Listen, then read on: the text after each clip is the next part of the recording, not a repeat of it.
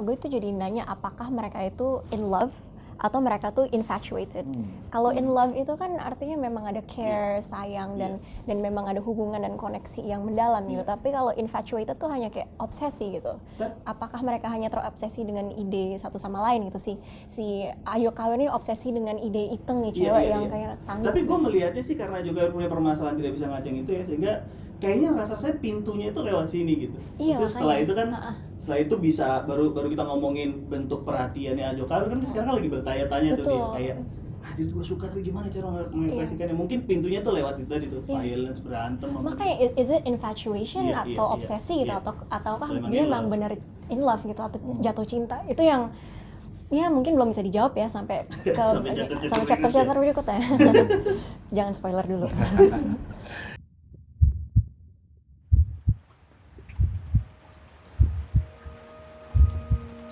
Kakinya masih terasa goyah, tapi gadis itu telah mengirimnya satu pukulan lagi.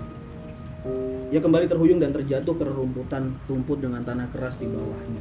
Ia merasa ia tak mampu lagi untuk bergerak. Ia sudah selesai, ia tak menyesal. Ia merasa bahagia. Ia bahagia merasakan pukulan gadis itu di tubuhnya. Ia bahagia merasakan gadis itu betapa dekat dengannya. Kita menghampirinya. Gadis itu mengangkat kaki kiri Ajo Kawir, lalu meletakkan kakinya di lutut Ajo Kawir. Iteng bisa mematahkan kakiku hanya dengan satu injakan kecil, pikir Ajo Kawir. Paling tidak, itu bisa membuat tempurung lututnya hancur atau posisi tulangnya bergeser. Ia tak peduli, ia rela kakinya patah. Jika itu dilakukan oleh Iteng, ia menunggu Iteng menginjaknya. Ia menunggu bunyi kerak terdengar dari kaki kirinya. Ia tak ingin memejamkan mata, ia memandang gadis itu, berharap melihat gadis itu melakukannya.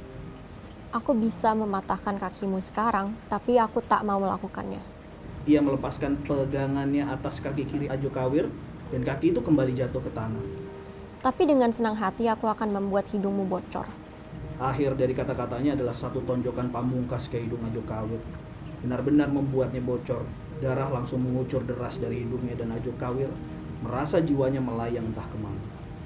Pandangannya menjadi kabur, langit terasa semakin dekat. Ia menoleh. Gadis itu mengibas-ngibaskan tangannya yang merah oleh darah. Kemudian tampak melangkah menjauh darinya. Gadis itu hanya terlihat sebagai bayangan. Iteng. Ia tak tahu apakah gadis itu mendengarnya atau tidak. Ia bahkan nyaris tak bisa mendengar suaranya sendiri. Aku mencintaimu. Ia melihat bayangan gadis itu berhenti melangkah sebelum ia tak bisa melihat apapun lagi. Ya pada akhirnya setelah membaca buku ini kita ngomongin tentang sebuah kisah cinta gitu antara Iteng dan Ajo yang sangat tragis ketika bagaimana mereka sendiri tidak bisa menerjemahkan perasaannya dan melampiaskannya ke sebuah emosi yang saling berguna satu sama lain gitu. Semuanya tersesat ke arah jalan-jalan kekerasan ini karena ya dunia itu tadi patriarki ini itu udah sangat sangat berakar banget gitu jadi budaya gitu, dan ketika budaya patriarki itu jadi darah daging kita gitu susah gitu untuk memahami cinta gitu.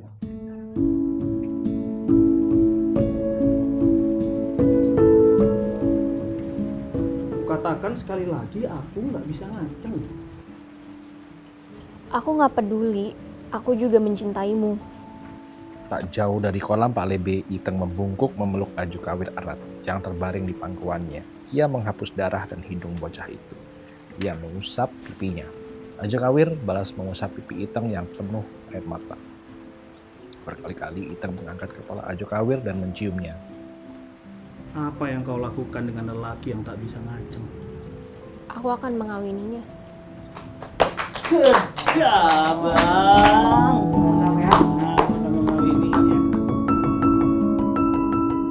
Di saat orang suka sama satu pasangan, satu cewek, terus dia tahu bahwa dia punya kekurangan tapi nggak bisa nyampein, nah itu kerasa banget tuh di sini nih.